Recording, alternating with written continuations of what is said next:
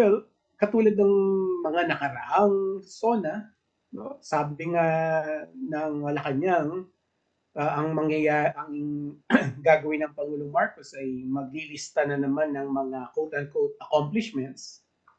Hindi ba? Yun ang sabi ng PCO, di ba? Na dapat daw makinig tayong lahat kasi marami. Yun ang sabi, no? Maraming accomplishments na babanggitin si Pangulong Marcos sa SONA niya, which I think is inappropriate and possibly unconstitutional, no? Kasi ang disenyo ng constitution natin sa SONA is this is an allocation, an annual occasion when the president addresses Congress, no? So ang address nito ay sa mga mambabatas, no? So hindi yata tama, Eman, 'di ba, na magmamayabang ang pangulo sa mga mambabatas, no? Hindi appropriate and it's not really the intent of the Constitution. So yung aasahan natin, batay na rin sa sabi ng Malacanang, is that the president will list accomplishments which is probably unconstitutional and also inappropriate. Okay. Okay, attorney. Well, sa nabanggitan mo yan, attorney, na unconstitutional. But still, parang ito yung nakikita natin always in the past years. Ito yung halos nababanggitan. Always the accomplishments na imbis dapat addressed to the to the public yung mga dapat gawin. Tama ba? Ano talagang pinaka para sa kalaman rin ng ating publiko, attorney, ating balikan, though still with you attorney, yung pinaka essence ng SONA, yung kumbaga ano talaga ginawa ang SONA is to address to the public, to the Filipinos, attorney, and not with this accomplishments, parang accomplishment reports, attorney, sa parte ng SONA ng presidente. Well, that's correct, no? Gaya ng sinabi natin, ang SONA is the annual address of the president to Congress, no? Nakalagay sa ating saligang batas, every opening of the session, which is the fourth Monday of July, no? At ang responsibilidad ay ang dalawang branches of government natin ay nagtatagpo dito sa araw na to.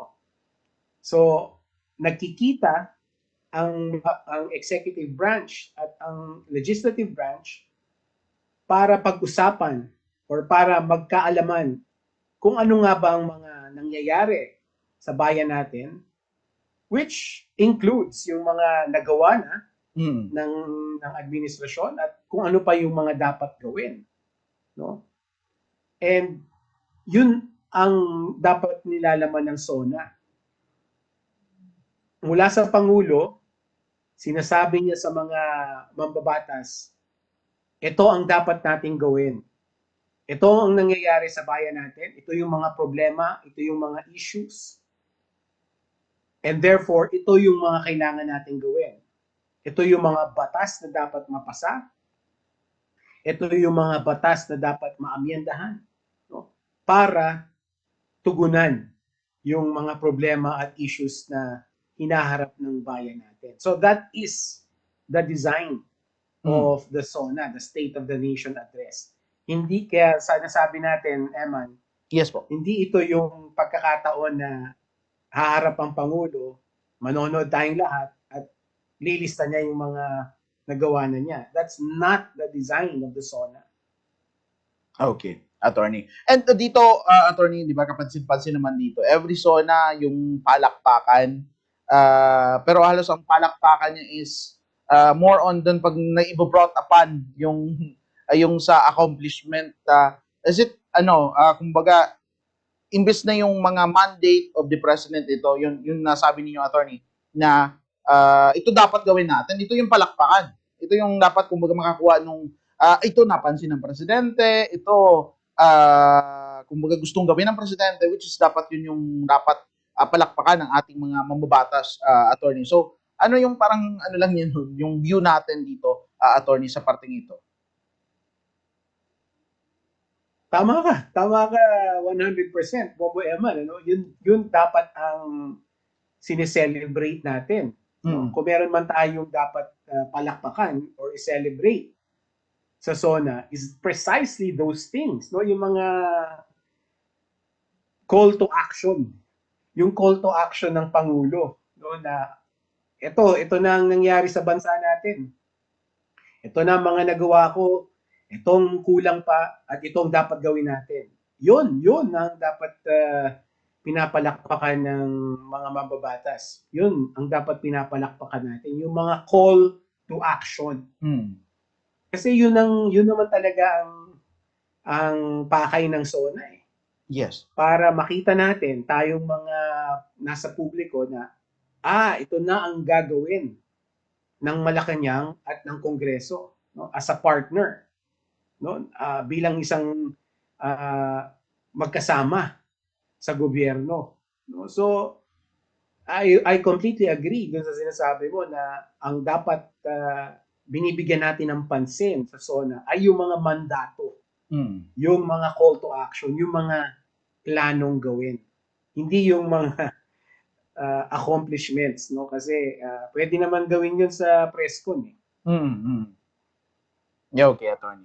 Okay. And dito, attorney, syempre, to grade the fourth SONA, we know, naigrado na rin natin, halos isang taon na rin ang kararaan. Pero, to the fourth SONA, halos dun sa mga nabangitan niya, attorney, ilan yung naging score natin noon? Sa rating. Well, sa totoo lang, Bobo Eman, bagsak, no? Kasi yung mga priority bills na napagkasunduan ng Malacanang at ng Kongreso through the LEDAC, no, ay halos kalahati lang ang napasa, no? Kumbaga, kung sagrado pa, less than 50%, di bagsak yun, hindi ba? So, kumbaga, yung mga napagkasunduan ng Pangulo at ng Kongreso na mga bills na dapat i-prioritize ay hindi natupad. Of course, maraming dahilan, no? But still, the reality is, hindi sila natupad. And because of that, I would say, hindi pasado, bagsak ang grado na maibibigay natin doon sa ika-4 na SONA dahil hindi natupad yung mga mandato o yung call to action ng Pangulo. Okay. Okay, attorney. And dito, attorney, well, nabagitan mo yung kanina, maitanong ko na rin yung ito nga, unconstitutional yung mga nangyayaring, well, the accomplishment, nakakasali yung mga accomplishment report, attorney. Pero dito, ano ba yung dapat pwedeng gawin ng ating mga, ng Pilipino, or may naging nangyari na ba na, kumbaga, as unconstitutional ito, may nagpetisyon or nagpasa ng, kumbaga, magbigay pansin ito sa Korte Suprema, attorney? Wala pa, no? Kasi nakagawian na eh. Nakagawian na ng mga pangulo na nakaraan. Tapos wala namang pushback from civil society.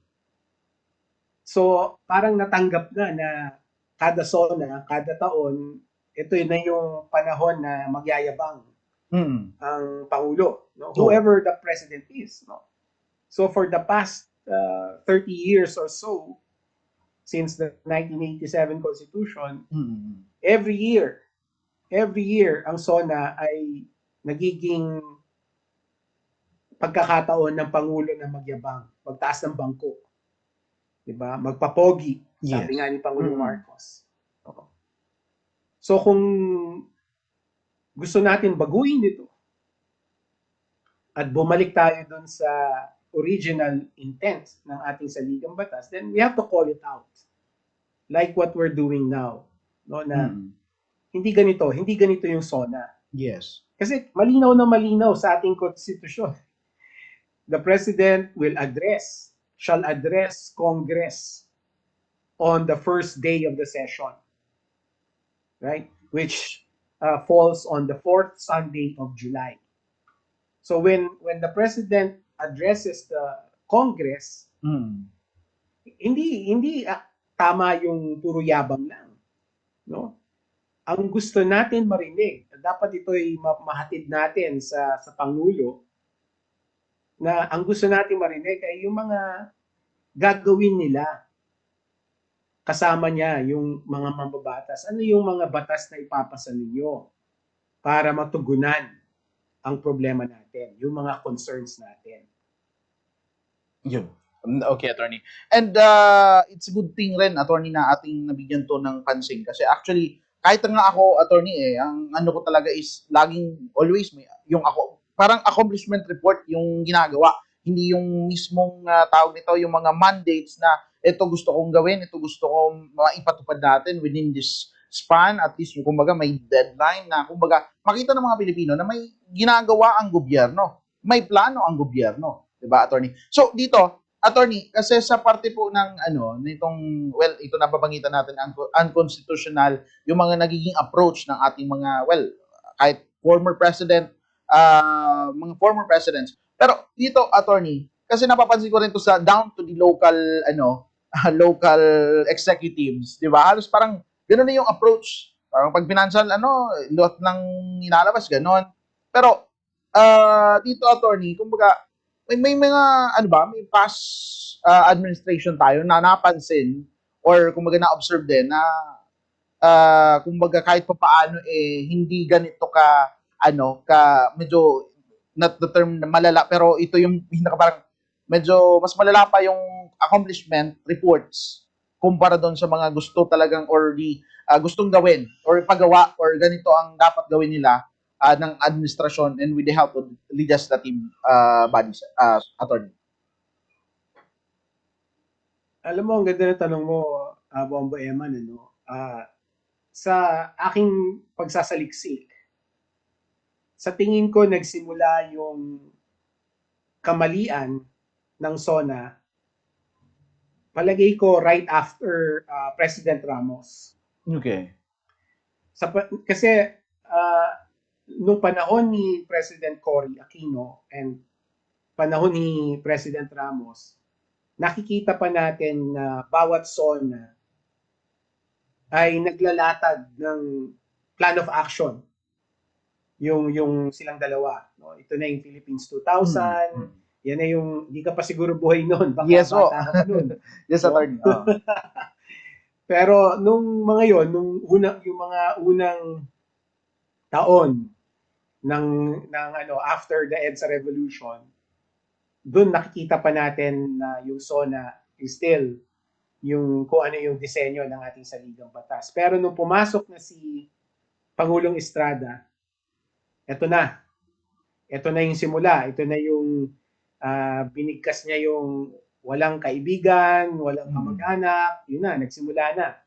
And then, pagkatapos si Pangulong Arroyo, yung bangka, yung mga ganon. So, from that time on, yung panahon ni Pangulong Estrada, doon na nagkaroon ng pagkakaiba na eto na, yung SONA ay nagiging parang accomplishment report.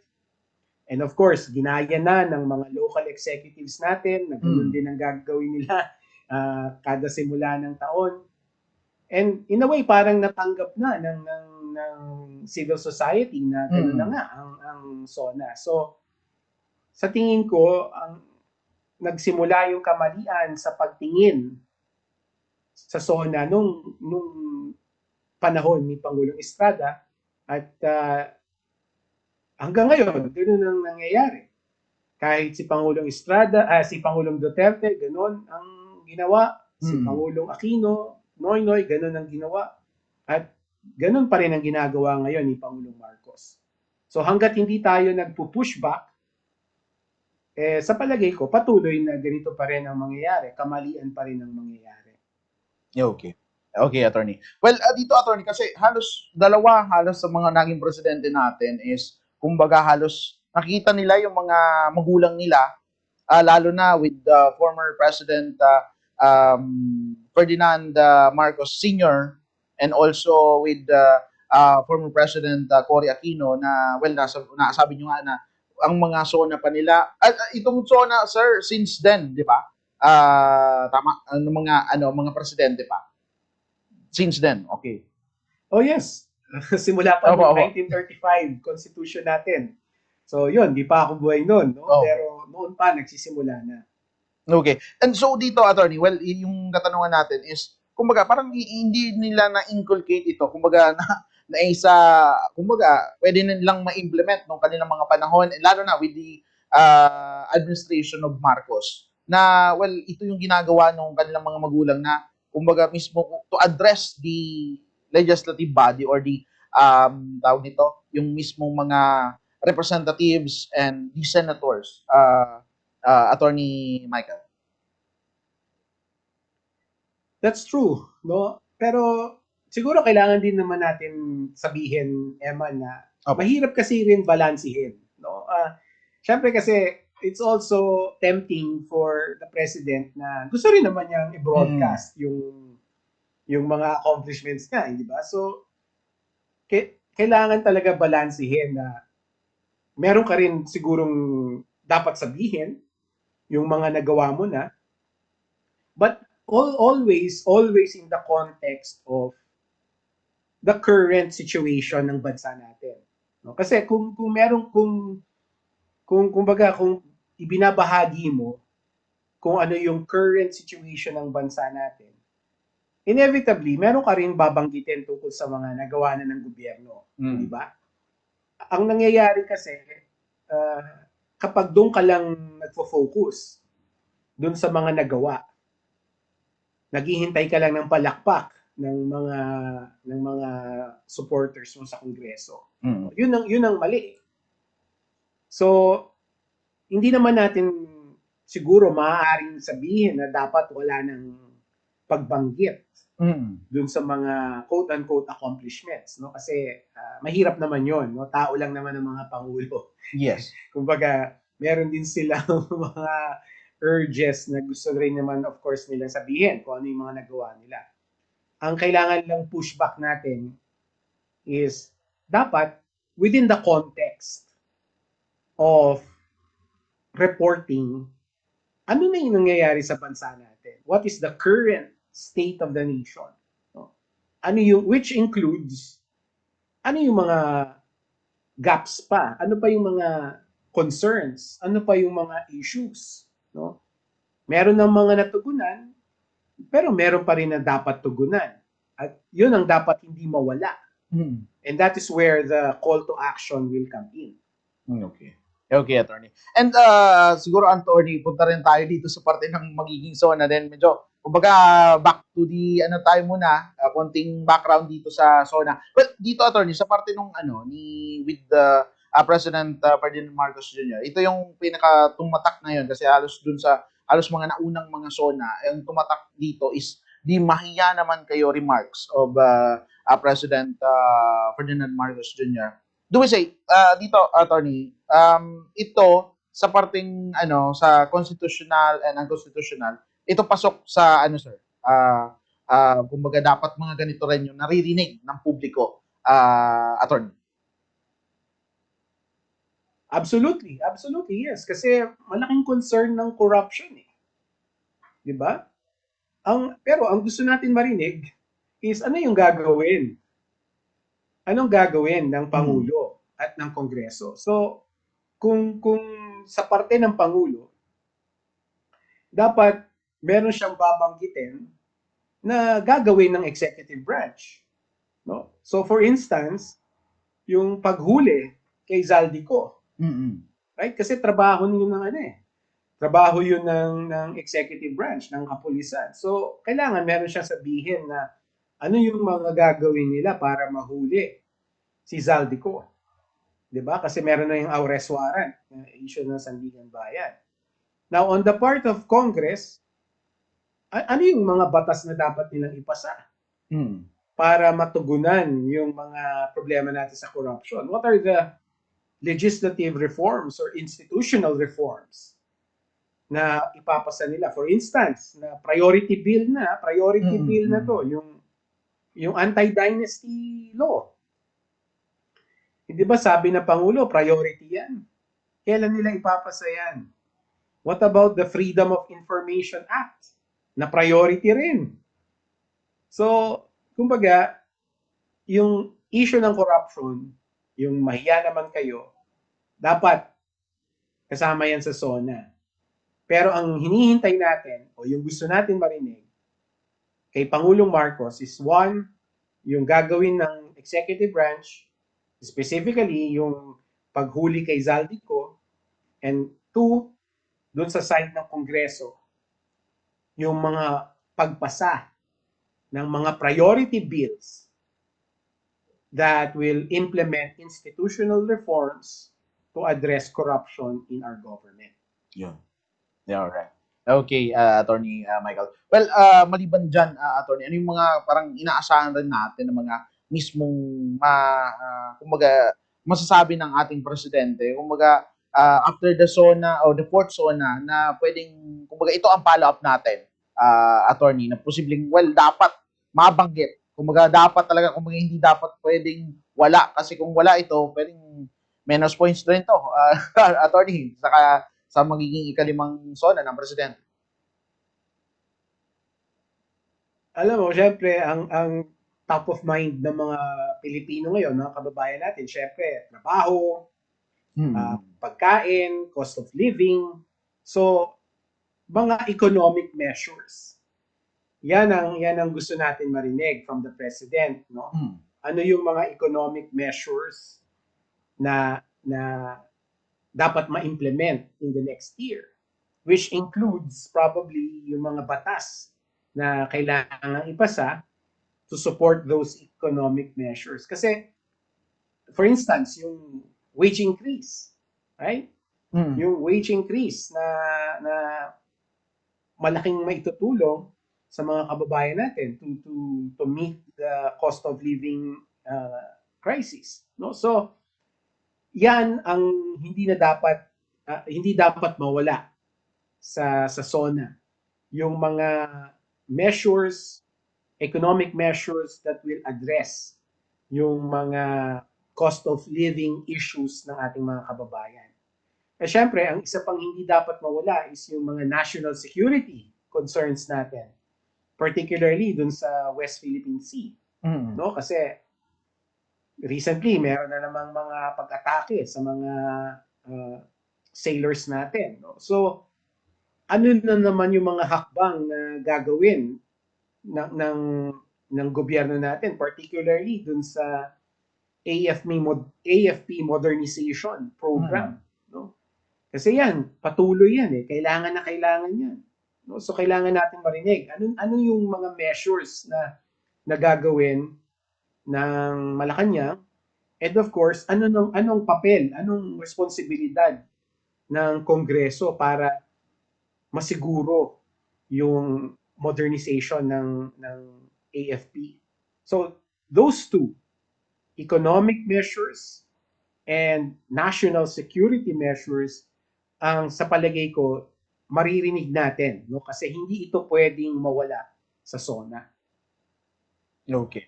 Okay, Attorney. And siguro, Attorney, well, ibigay ko na rin, dami-dami na rin na pag-usapan natin. So, ano na rin. Pero still, Attorney, ibigay ko po sa inyo ang line para, kumbaga, well, ano yung mga, can you advise our listeners and viewers, syempre, and, kumbaga, dito sa tao dito, pagtutok sa SONA ng ating presidente. And kumbaga, paano, kumbaga, in doing critical thinking dito sa parte naman ng kahit ba the basic critical thinking man lang sa parte ng ating mga kababayan sa pag nanonood, hindi lang dun sa, kasi kadalasan na, Attorney, ang pinaka-tinitignan, pag bumalakpak ang mga legislador or yes, the legislators, okay yun.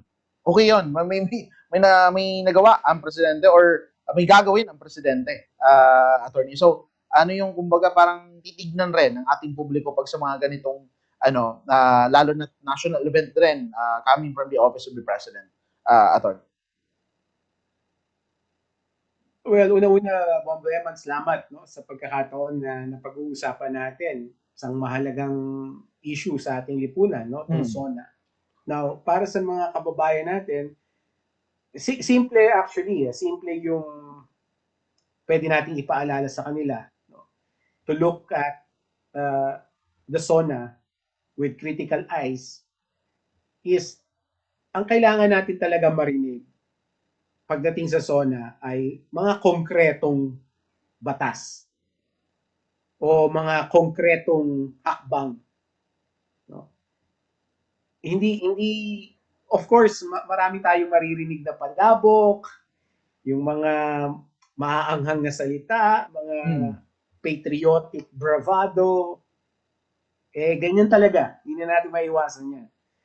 Pero ang hindi dapat talaga natin makaligtaan ay yung mga konkretong hakbang, which means mga laws, batas na dapat ipasa ng Kongreso natin. Priority bills. Yan ang dapat hinahanap natin pagdating sa SONA. Kung wala yon, kung walang mabanggit ang Pangulo regarding priority bills, then ampaw yung SONA. Yun ang maaari natin bigay na grado.